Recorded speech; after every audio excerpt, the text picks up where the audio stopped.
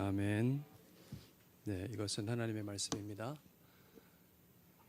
네, 반갑습니다. 서로 한번 인사 나눌까요? 네. 네. 네, 무더위가 기승을 부리더니 이제 아침 저녁으로 신선한 제법이라고 표현해야 되겠죠. 아직 신선하지는 않은 것 같고 제법 선선한 바람이 붑니다. 꼽아 보니까 어느덧 추석 명절이 한 달 채 남지 않았습니다. 힘든 점도 있겠지만은 아마 명절이 없다면 얼마나 세상이 각박할까 이런 생각을 한번 해보았습니다. 바쁜 일상에서 벗어나서 모처럼 여유로운 시간 속에서 가족과 함께 유익한 시간을 보내고 또 생각도 가담듣고 하는 이 한가한 시간을 사람들이 무척 좋아하고 기다리고 있습니다. 곰곰이 생각해 보니까 또 우리가 명절을 맞이할 수 있다는 것 자체가 하나님의 신실하심인 것을 고백하지 않을 수가 없습니다. 하나님께서 이 세상을 온전히 붙들고 한결같이 주관하지 않으신다면 일시와 연한이라고 하죠. 이런 절기들이 들고 나가고 하는 이런 아름다운 질서가 꼬박꼬박 돌아오는 이런 일들이 없기 때문일 것입니다. 하나님께서 만물을 주관하시며 붙들고 계시기에 해가 동쪽에서 떴다가 서쪽으로 지고 달이 차올랐다가 다시 기울어지고 또 바닷물이 들었다가 나갔다가 하는 이런 아름다운 질서가 우리 가운데 있는 줄 믿습니다. 제가 이렇게 명절 이야기를 하는 이유는 오늘 이 시편의 배경이 명절이기 때문에 그렇습니다. 오늘 시편의 표절을 보시면은 아삽의 시 이렇게 되어 있죠. 인도자를 따라 깃딧에 맞춘 노래라고 되어 있습니다. 이 깃딧이란 말이 참 어려운 말인데 학자들은 이것을 두 가지 의미로 이야기합니다. 하나는 포도주 틀이라는 뜻입니다. 또 다른 하나는 블레셋 성읍 갓이라는 곳에서 유래된 악기 또는 그런 곡조 이렇게 사람들이 해석을 합니다. 그렇다면 이 표제에서 보는 바로 해석을 하자면 오늘 이 시편은 어떻겠습니까? 수확을 즐거워하면서 흥겹게 포도주 틀을 밟으면서 부르는 노래라고 말할 수 있겠죠. 포도주 틀, 포도를 많이 넣고 수확한 포도를 넣고 그 틀을 밟으면서 여러 가지 포도의 소산물을 만들어내는 거지 않습니까? 한마디로 말하면 이 시편은 명절 절기에 수확을 기뻐하면서 포도주 틀을 밟으며 부르는 축제의 노래라고 할 수 있습니다. 오늘 시편의 노래는 하나님께서 지키라고 명하신 절기에 불려졌습니다. 본문 3절, 4절 말씀을 보면 알 수가 있지요. 어떻게 되어 있습니까? 초하루와 보름과 우리의 명절에 나팔을 불지어다. 이것은 이스라엘의 율례요 야곱의 하나님의 규례로다. 하나님께서 이 절기를 수확 때 이런 절기에 부르라고 하신 그런 노래인 것을 알 수가 있습니다. 그러면 여기에 언급된 우리의 명절이라고 표현된 이 절기는 무슨 절기를 가리킬까? 여러분 이스라엘에 3대 절기가 있는 것 아시죠? 3대 절기는 유월절, 칠칠절, 장막절 이렇게 꼽는 것이죠. 6월절도 있겠고 77절도 있겠지만은 여기에서 언급된 우리의 명절은 장막절을 가리키는 것으로 볼 수 있습니다.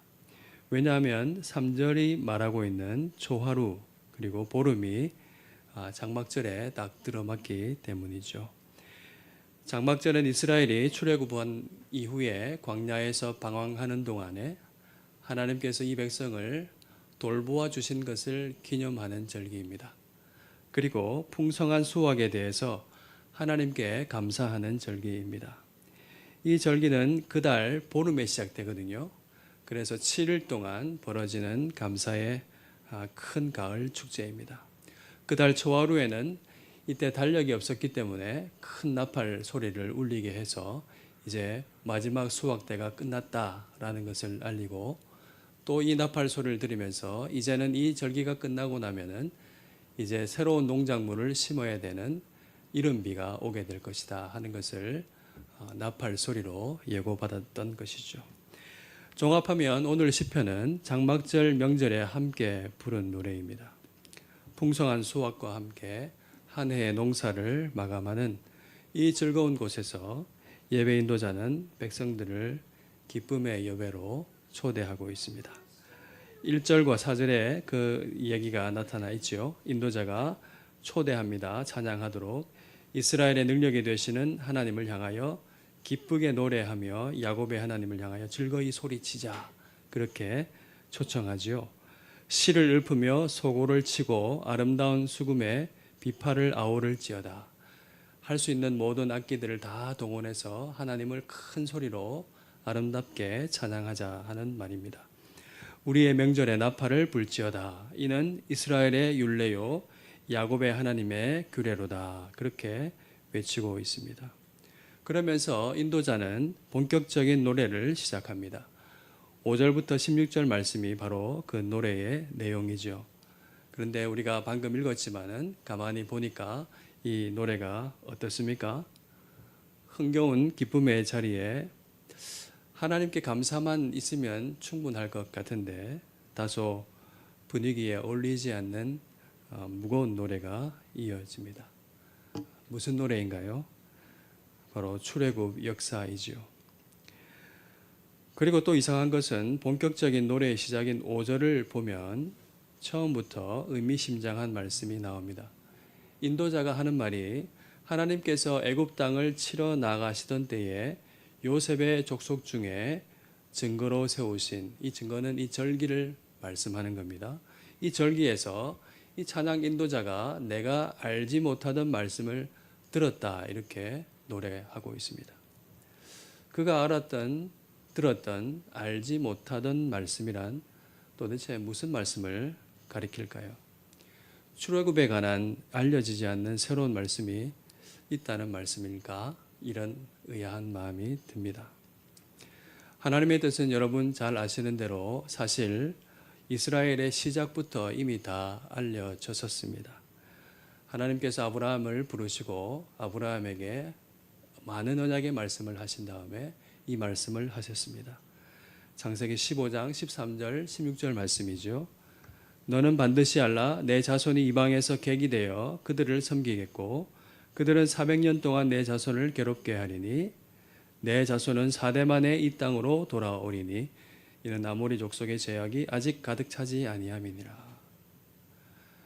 이 말씀은 무엇인가요? 장차 아브라함의 후손, 그 후손이 하늘의 별과 같이 많아지게 될 것이라는 아직 있지 않은 자손들의 미래에 관한 말씀입니다.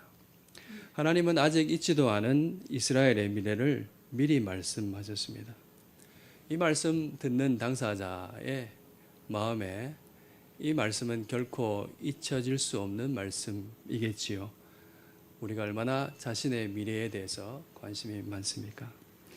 이 말씀은 아브라함의 아들 이삭, 이삭의 아들 야곱, 야곱의 12 아들들에게 반드시 전해졌을 것이고 특히 그 아들 중에 요셉에게 생생했을 것입니다. 애굽의 총리가 되어서 종되었던 앞으로 어떻게 될지 모르는 이 애굽 땅에 있는 총리가 된 요셉이 기억하고 있는 이 자손의 미래, 아버지의 아버지, 아버지의 아버지가 들었던 이 400년 만에 해방되어서 약속의 땅으로 되돌아오리라는 말씀을 어떻게 잊을 수가 있겠습니까?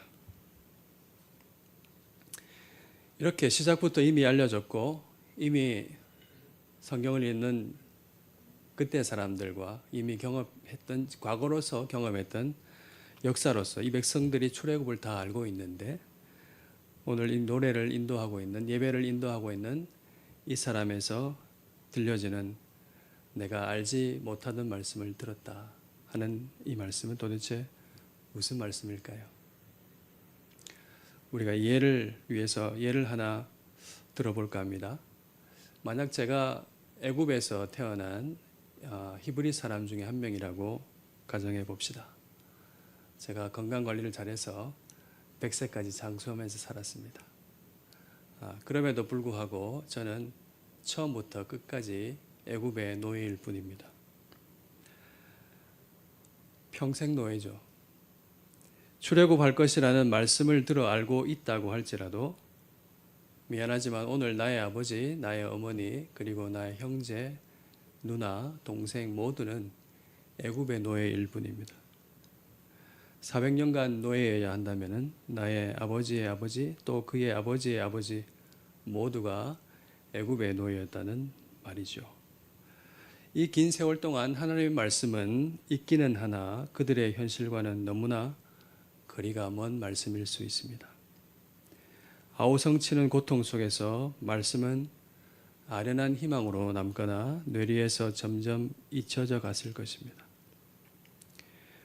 우선 알지 못하던 말씀이란 이 말씀은 400년 동안 지긋지긋하게 이어져 온 노예라는 현실 속에서 까맣게 잊혀진 말씀을 가리킨다고 할 수 있겠습니다. 현실적인 기대감이 전혀 없는, 알고는 있으나 실상은 나하고 상관없는, 그래서 알지 못하던 말씀을 가리킨다고 할 수 있습니다. 그래서 너무나 꿈만 같은 말씀을 가리키겠지요. 이스라엘은 현실 속에서 하나님의 말씀을 정말로 잊었는지 모릅니다. 그러나 하나님께서는 그 말씀을 한시도 잊지 않으셨지요. 하나님은 약속하신 대로 시행하셨습니다. 그래서 말씀이 현실이 되었습니다. 6절 말씀이지요. 내가 그의 어깨에서 짐을 벗기고 그의 손에서 광주리를 놓게 하였도다. 하나님께서 강제 노역을 하고 있는 그 어깨에 고단한 등짐을 친히 벗겨주시고 쉴 새도 없이 돌과 흙을 날라야 하는 먼지 나는 광주리를 하나님께서 놓게 하셨습니다. 이스라엘을 애굽에서 빼내시어 구원하셨습니다. 하나님께서 고난 중에 부르짖고 있는 이 백성의 목소리를 들으시고 7절 말씀해 보시는 대로 우레소리의 은밀한 곳에서 응답해 주셨습니다. 그러나 이 백성이 그런 출애굽을 경험하고 큰 구원을 경험했음에도 불구하고 어떻게 했습니까? 애굽에서 나오자마자 머리바 물가에서 하나님을 시험하였습니다. 당신이 어찌하여 우리를 애굽에서 인도하여 내어 우리를 목말라 죽게 하느냐. 구원의 은덕을 생각하지 못하고 도리어 죽을 것만 생각하며 하나님 앞에 반역하였습니다. 하나님이 계신지 안 계신지 우리가 시험해보자 하는 그런 마음이겠지요. 그럼에도 불구하고 하나님께서 이 백성이 뭘 위해서 그렇게 사랑하시는지 모르겠지만 하나님은 이 백성을 반석에서 물을 내어 마시게 하셨습니다. 여기서 말하자면은 이 노래의 1절이 끝나는 것 같습니다. 셀라라고 하면서 표시하고 있지요. 이제 하나님께서 2절 노래를 시작하시는데 부르게 하시는데 명절을 보내며 예배하기 위해 모인 당신의 백성들에게 하시고 싶은 말씀을 정말 진심이 담긴 말씀을 2절의 노래에 담아서 들려주십니다. 8절과 9절 말씀입니다. 우리 함께 읽어보겠습니다. 시작. 내 백성들이여 들으라. 내가 내게 증언하리라. 이스라엘이여 내게 듣기를 원하노라. 너희 중에 다른 신을 두지 말며 이방 신에게 절하지 말지어다.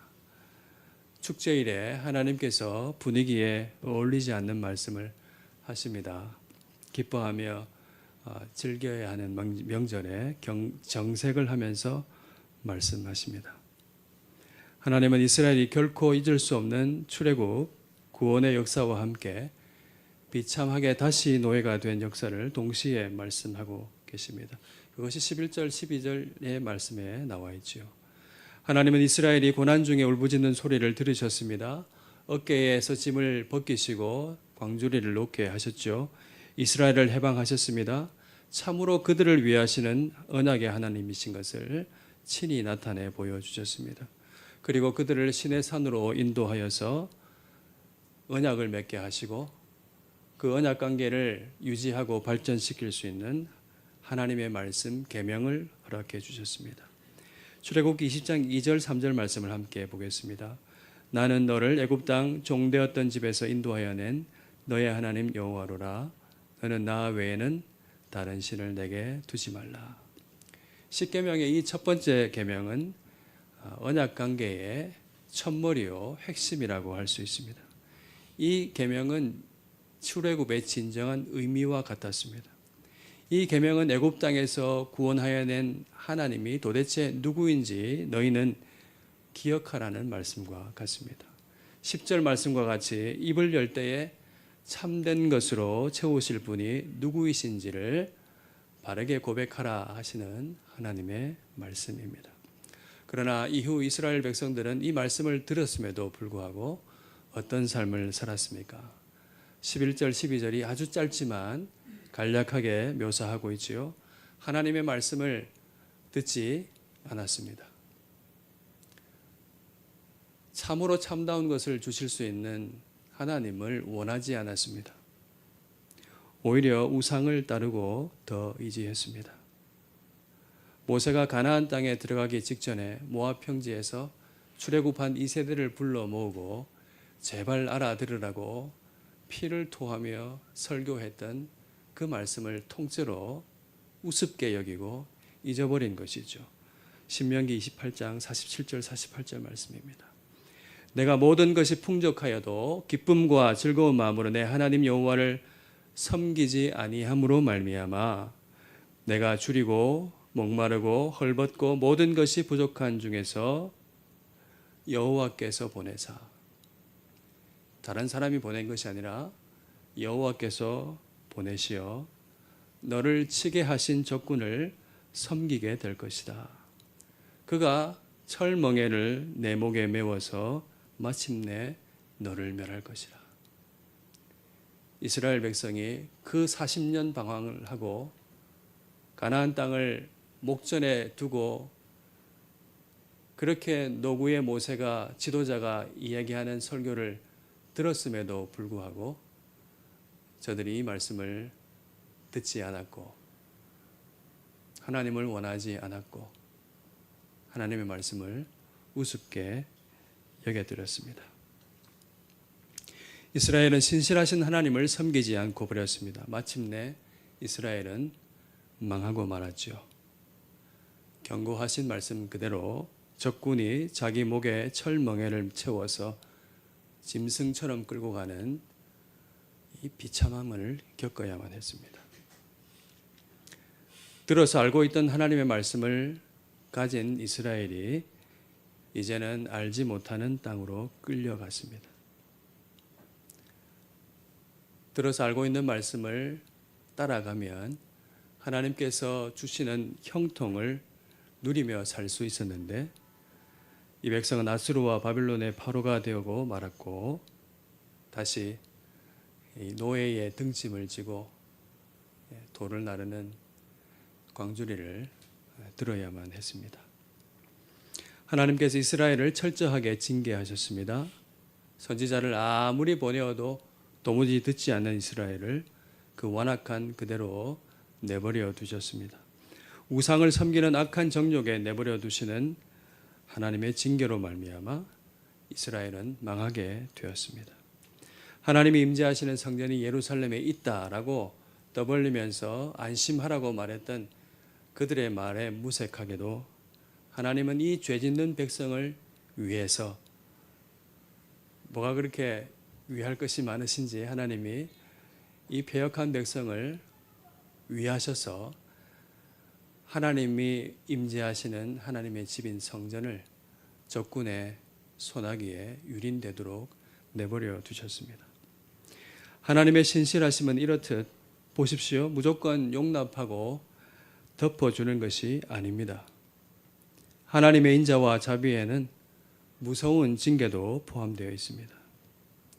하나님은 우리를 오래 참고 기다리고 계십니다. 우리가 혹 계속 불순종하고 있음에도 불구하고 잘 되고 있다면 참으로 무서워해야 할 일입니다. 하나님께서 우리를 사랑하시기 때문에 언제 그 모든 것을 둘러 엎으시고 징계하실지 모릅니다. 우리가 하나님의 진짜 자녀라고 한다면 징계가 있다고 성경이 말씀하고 있습니다. 하나님이 아들과 같이 너희를 대우하시나니 어찌 아버지가 징계하지 않는 아들이 있으리요. 징계는 다 받는 것이거늘 너에게 없으면 사생자요 친아들이 아니니라. 사랑하는 성도 여러분, 우리가 이 경고의 말씀을 눈을 바로 뜨고 보아야 합니다. 하나님께서 우리를 내버려 두시는 것이 정말로 무서운 것입니다. 여러분, 한 해의 가장 풍성한 이날에 이스라엘 백성들은 굳이 왜 가슴 아프고 부끄러운 역사를 노래로 부를까요? 왜 정색하게 하는 섬뜩한 경고를 들어야 할까요? 하나님께서 이 백성들을 다시 시내산에서 세우고 싶은 것입니다. 그때 두렵고 떨림으로 생생하게 출애굽하기 바로 직후에 두렵고 떨림으로 하나님 앞에 도열에 섰던 그 이스라엘의 처음 마음을 가지시기를 원하시는 마음이시죠. 꼭 기억해야 할, 생명과 같이 여겨야 할, 꼭 들려주고 싶은 말씀이 하나님께 계신 것입니다. 그것이 무엇입니까? 13절 말씀이죠. 우리 다 같이 큰 소리로 한번 읽어보겠습니다. 시작. 내 백성아 내 말을 들으라. 이스라엘아 내 도를 따르라. 하나님께서 말씀하십니다. 이 절기는 단순한 축제를 즐기는 날이 아니니라. 멋진 음악이 울려 퍼지는 음악회가 아니다. 절기는 다시 한번 하나님을 청종하는 백성이 될 수 있는 기회다라고 하나님께서 절절하게 말씀하고 계십니다. 풍요로운 곡식을 너희들이 보느냐? 이 아름다운 먹을거리 풍요로운 곡식을 주신 분은 우상이 아니라 너희와 함께 하신 하나님인 것을 알라고 하나님께서 말씀하고 계십니다. 그 하나님을 제발 기억하라고 말씀하십니다. 16절 말씀 끝에 보시는 것처럼 예전 번역에는 아름다운 밀이라고 번역했는데 이번에는 기름진 밀이라고 바뀌었습니다. 기름진 밀을 먹이고 반석에서 나오는 꿀로 만족하게 하시는 분이 누구인지 그 앞에 있는 수확물을 쳐다보면서 제발 알고 기억하라는 하나님의 마음입니다. 이스라엘은 풍족한 명절에 모여서 과거의 불순종한 역사를 되풀이할 것인지 아니면 하나님의 말씀을 들을 것인지를 결정하는 시간을 가지고 있습니다.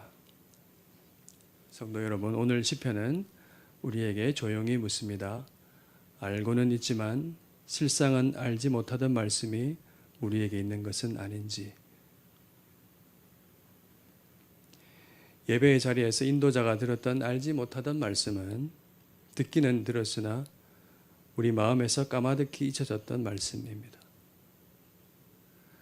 내가 바라던 현실을 빨리 가깝게 가져다 줄 것 같은 우상의 목소리를 더 크고 귀하게 듣느라고 마음에서 사실상 완전히 지워졌던 말씀입니다. 하나님을 원하지 않고 내가 은밀히 세운 우상을 더 원하고 더 귀하게 여겼던 우리에게서 도무지 들리지 않았던 말씀입니다. 여러분, 하나님보다 우상을 은밀히 섬기다가 망한 역사를 여러분 보시지요. 이스라엘은 400년 전에 민족이 되기도 전에 말씀하신 그 말씀 그대로 현실이 된 구원을 경험하였지만 또다시 실패하고 말았습니다. 하나님은 풍성한 수확물 앞에서 즐기려는 백성에게 정색하고 말씀하십니다. 모든 참된 것이 어디에서 말미암았는지 다시 한번 생각하라고 말씀하십니다.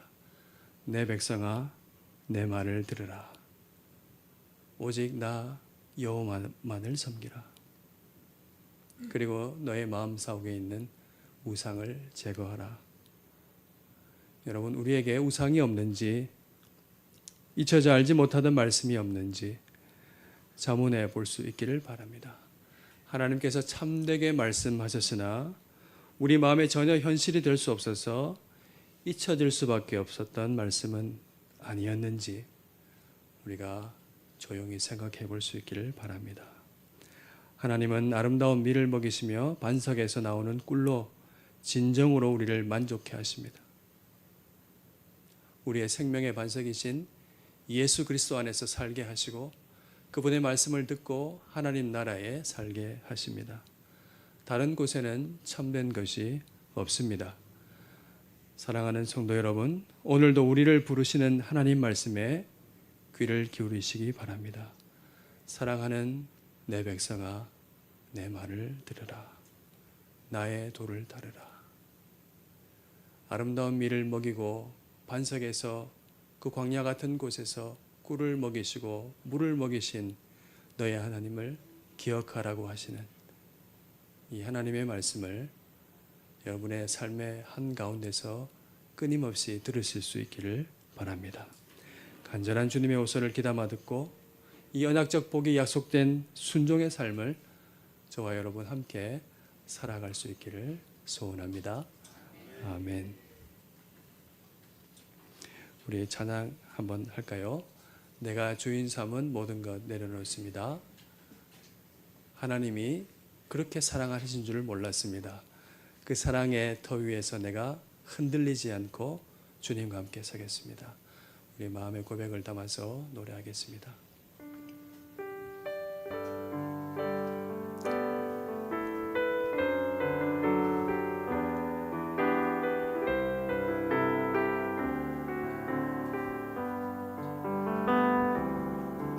내가 주인 삼은 모든 것 내려놓고 내 주 되신 주 앞에 나가 내가 사랑했던 모든 것 내려놓고 주님만 사랑해.